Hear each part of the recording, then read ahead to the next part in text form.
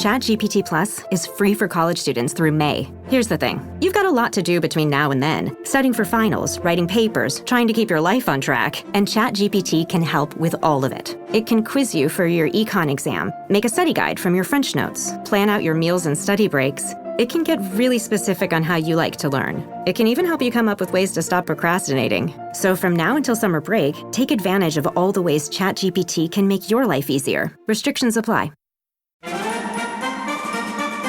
The Red Apple Media Podcast Network presents This is Protecting America. Now, here's Emmy-winning journalist Rita Cosby. And welcome to another edition of Protecting America. I'm Rita Cosby. In recent days, El Salvador's notorious mega prison has accepted migrant gang members deported from the United States in a deal with the Trump administration. So what is it like inside that enormous prison known for tough love against some of the world's worst? And how widespread are these notorious migrant gangs inside our country? Well, joining us now is someone who has been inside that prison, also knows El Salvador well, and also knows the border very well. Sara Carter is the great award-winning investigative columnist. She's also the host of The Rumor, Scandal, or Truth on X. Sara, great to have you here. It's great to be with you, Rita. Thank you so much for having me on. So what is that prison like? I got to tell you, there's nothing quite like it in the world. I've never experienced a situation quite like that, because most of the time when I deal with MS-13 or Tren de Aragua or any of the other cartels or gang members, I'm dealing with them on the streets, right? I'm seeing them from the backyards of East LA or on the streets of El Salvador or on the streets of Mexico City or in the small, towns along our U.S.-Mexico border. And what Bukele has been able to do, Rita, what President Bukele has been able to do is transform a nation that was once ruled by these horrific, nefarious gangs and organizations into one of the safest nations in the Western Hemisphere. And this prison in particular, Centro de Confinamiento, it's called SECOT prison for short, meaning in English, Terrorism Confinement Center, is where he is holding what he has now dubbed the terrorists of his country. And that's how he was able to do it. He was able to regain control of El Salvador and, for that matter, protect the whole of the Western Hemisphere from these horrific gangs and organizations that, by the way, worked very closely with the Mexican cartels and with the cartels in Central America, doing all of their dirty work, all of their murders, all of their tortures.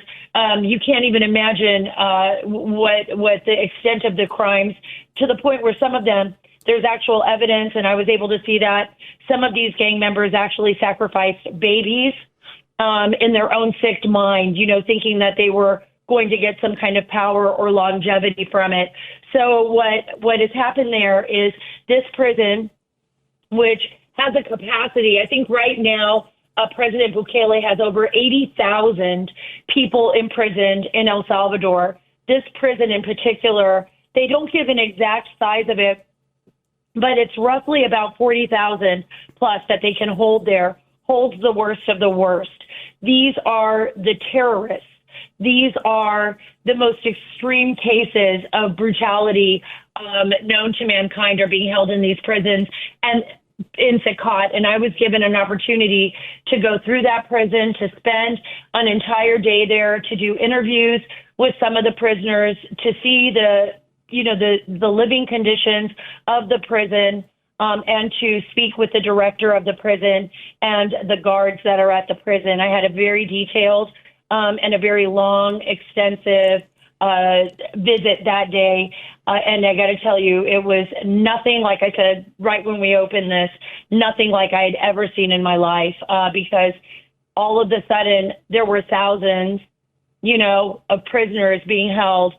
And I remember when I used to see these guys out on the streets, walking around our communities and knowing that the people of El Salvador can now walk out of their homes and not be worried about being targeted by these gang members, and that they can run their businesses and not worry about their children being recruited was quite an awesome sight. What does the prison physically look like, and what's like a typical day inside that prison? Because I know I use the expression tough love.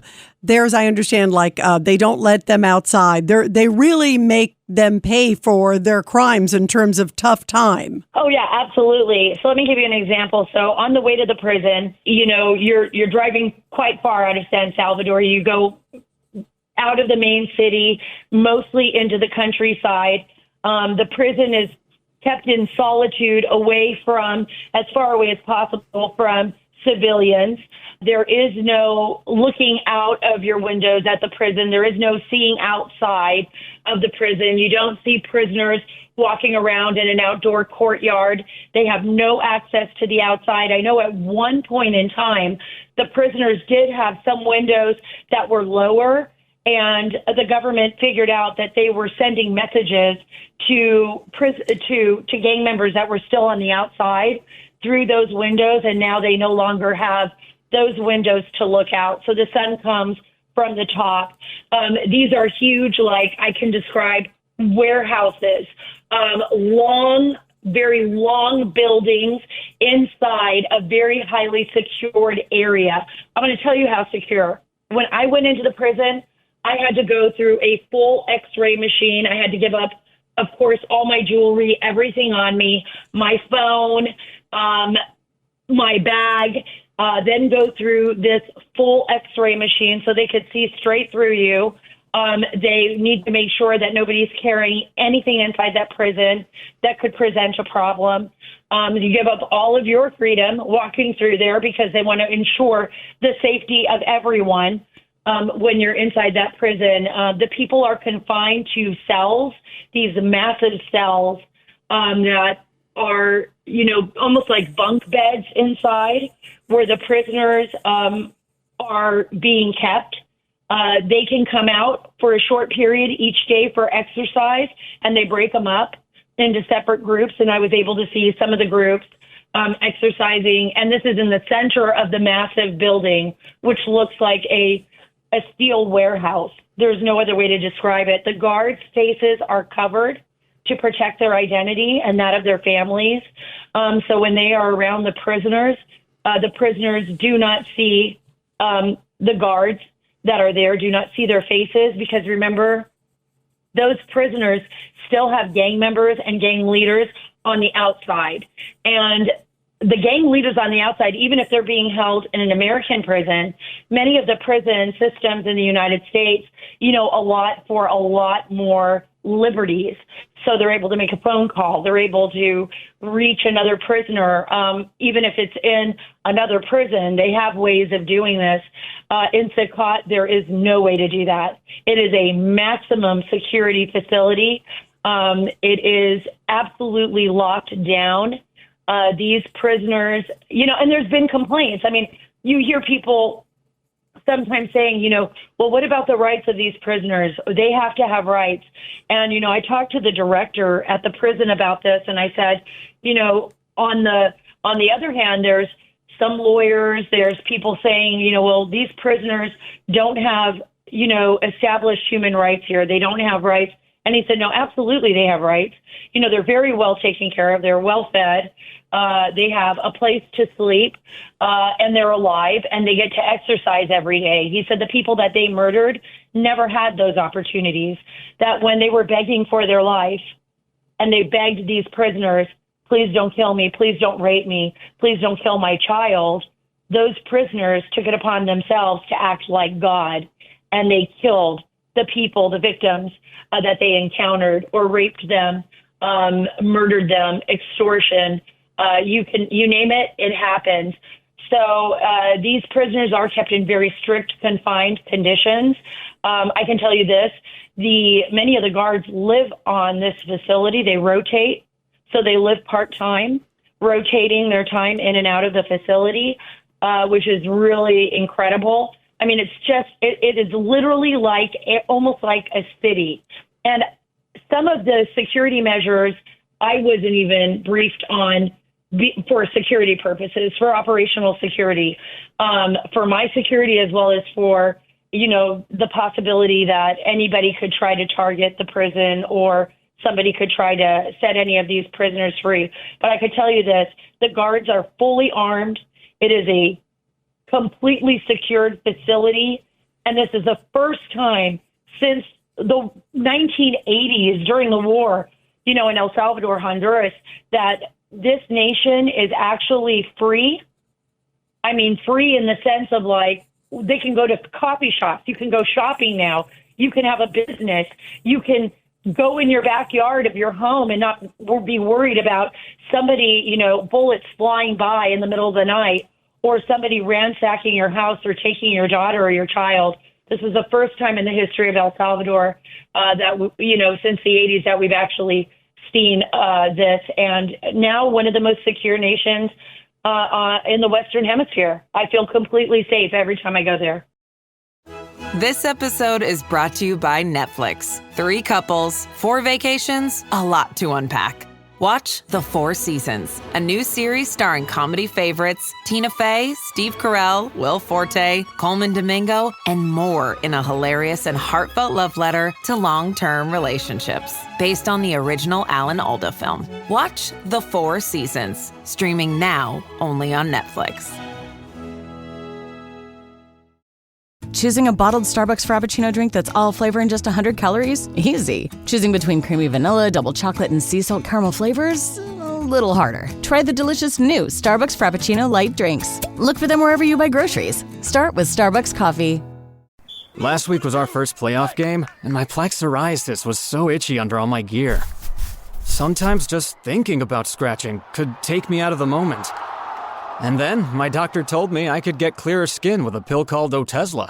Otezla apremilast is a prescription medicine used to treat adult patients with plaque psoriasis for whom phototherapy or systemic therapy is appropriate. Otezla can help you get clearer skin after just 4 months. Okay, ready for the next game. Talking to my doctor about a pill was a total game changer. Don't use Otezla if you're allergic to it. Get medical help right away if you have trouble breathing or swallowing, swelling of the face, lips, tongue, throat, or arms. Severe diarrhea, nausea or vomiting, depression, suicidal thoughts, or weight loss can happen. Tell your doctor if any of these occur and if you have a history of depression or suicidal thoughts. Live in the moment. Ask your doctor about Otezla. Call 1-844-4-OTEZLA or visit Otezla.com for prescribing info about cost, and more. You talked about the guards living there. Is there a reason why some of them live, or at least part-time spend time there? Yeah, I believe because it's in a very secluded area. Not everybody lives in that area, and they want to make sure for the guards' safety, right, that they are rotating people in and out, and that it's not a lot of back and forth. The guards have incredible quarters, and I thought it was interesting. I see male and female. There's medical facilities there. The prison area that I was in was all male. The prisoners were all male, but I did see female guards there. I thought that was really interesting, and it was just a completely different situation. I mean, you see maximum security prisons here in the United States. I haven't been to some of the most high-level confinement centers in the U.S., where we'd have probably the worst of the worst, or they'd be in solitary confinement. But I have seen prisons in general, and, those prisoners go outside. They are, walking around in a courtyard many times. You don't see that at this particular facility. Now, they do have an opportunity. Those are the nonviolent offenders, the ones that have been arrested, that may have been connected with the gangs, that are not in Sakat prison but are being held in other prisons. They have an opportunity to work down their sentences. President Bukele gives them, for however many hours they work, they knock off a day of their prison sentence. So a lot of the ones that are nonviolent, that are serving prison time, will have the opportunity to reduce their sentences and then find a way to remediate and be free and get back into society. But the people that have been charged with terrorism under terrorism laws will not be allowed out ever again.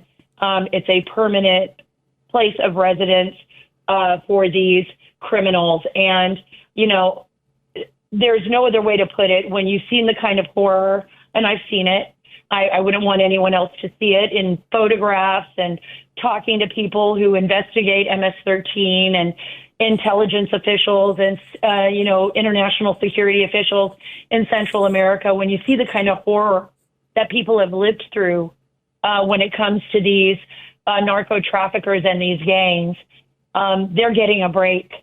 The people that they murdered never got a break, Rita. It is horrific to know what some of the crimes have been committed. And some of these crimes are not just against other gang members. It isn't like people getting caught in the crossfire in a gang shootout, which is bad enough, like in Chicago or LA or Philadelphia or anywhere in the country that we know of. I'm talking about targeting families, dismembering children, beheadings, the most gruesome rapes, the most gruesome murders. And, whether or not anyone has questions about this prison, and about the treatment of the people in this prison, which what I saw was humane. It was strict, but it was humane from what I could see. But remember the inhumanity that these organizations have brought on their societies and on the people that they've been in contact with. So, you got to remember that the inhumanity from these organizations is far beyond anything that I've ever seen or witnessed. Yeah, it is amazing. And listen, obviously what El Salvador is doing to send a message to these monsters is obviously working. And just like you said, they're not seeing the light of day. How widespread is it in America, these groups, like Tren de Aragua from Venezuela or MS-13? Oh, it's spread far and wide. We find members of Tren de Aragua now in every single state. MS-13 has committed crimes in our nation for years now, decades. It became so much worse under the Biden administration. We saw with our southern border being wide open, and the Biden administration, particularly President Biden, allowing so many migrants, unchecked, unvetted migrants into this country illegally, and then setting them free into our nation to just blend into the fabric of our society. As I say, they just blended in and disappeared. These are the worst of the worst. This is weaponized immigration, weaponized migration from adversarial states. Absolutely, without a doubt. Maduro of Venezuela knew exactly what he was doing when people were flooding into our country from Venezuela. He allowed the worst of the worst out of his prisons. To explain a little bit about what Tren de Aragua actually is.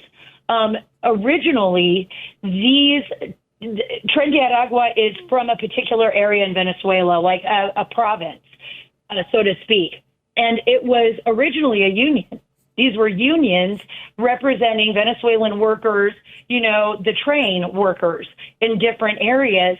And when, of course, Venezuela fell apart, communism does not work, socialism does not work, brutality and dictatorships do not work. These gangs rose from the ashes, and they became even more powerful inside the prisons.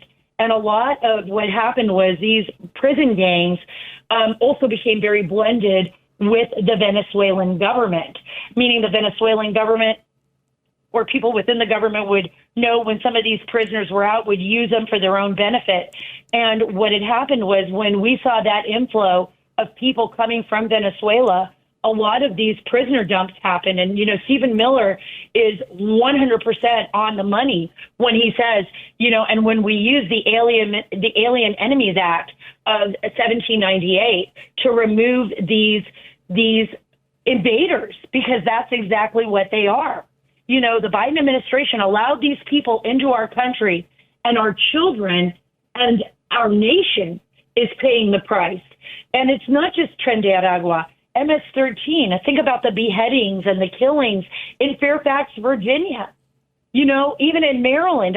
When you have full-fledged armed assailants coming to this country not for better jobs, not because they're trying to free their families from poverty and war or disaster, but because they want to come here to work with the cartels, to make money off of our people, off of our citizens by selling fentanyl, narcotics, running human trafficking operations, doing what they do. They're setting up their own little cartel kingdoms here in the United States. And it is unacceptable. It is a threat to our nation. It's a threat to our children. And our government's only job, the only real job of the executive branch, is the national security of the United States of America. And we cannot protect our nation if the executive branch, like the President Biden did, like the Biden administration did, was open the gateways to the worst of the worst. Do we have people here that are good? Yes, absolutely. My mother was an immigrant, a legal immigrant from Cuba. I have friends. I have family from Mexico. I know how good people are because we're a nation of immigrants, but we're not a nation that is meant to throw our borders wide open so that everybody from planet Earth, including the worst of the worst, get to come here and, rape our daughters, rape our sisters, rape our mothers, and sell narcotics on our streets. It is a proxy war against our nation by adversarial nations, and it is the reason why President Trump, Stephen Miller, my good friend Tom Homan, all of them working in concert with Kristi Noem are working so hard to get these people removed and out of here. And thank God for President Bukele, who has said, look, let me help you. Let's send a message across the globe that if you come to the United States of America illegally, you will be not only thrown out if you come here illegally, but if you're a criminal, you will be put in a maximum security facility, never to see the light of day again. And that is what they've done. So for the first time in history, this is so amazing, Rita, first time in a long time, I don't want to say in history, but for the first time in a long time, we are building close relationships with our Western partners. We are building relationships that are going to be forged in steel, strength for years to come. We're going to be able to work with President Bukele. We're going to be able to work with Javier Milei. We're going to be able to work with other people in Central America, and we are going to build a strong Western Hemisphere, which is going to be better for the people that want to come here legally and better for the Americans and the American people who want to protect our nation and our children and, bring back manufacturing and safety to this region of the world. It's going to be a win for everyone.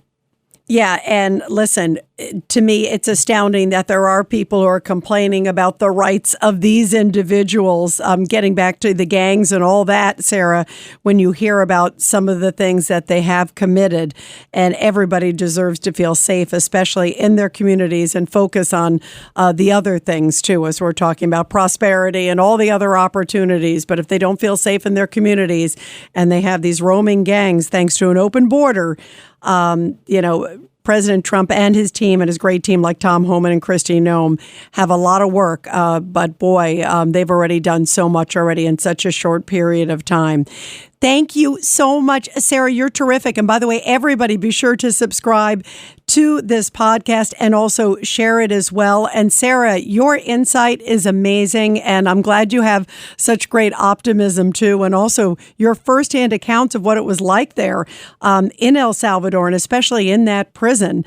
Hopefully that sends a message to others who wish to do America harm and American citizens harm. Hopefully that is a big, big wake up call. And it's been so powerful to have you here today. Thank you so much. Oh, thank you so much for having me on the show, Rita. I greatly appreciate it. Thank you. And everybody, I'll be back soon with another great edition of Protecting America. And of course, you can catch me every weeknight, 10 p.m. to midnight on the legendary WABC Radio. This is Rita Cosby. and thanks for all you do to protect America.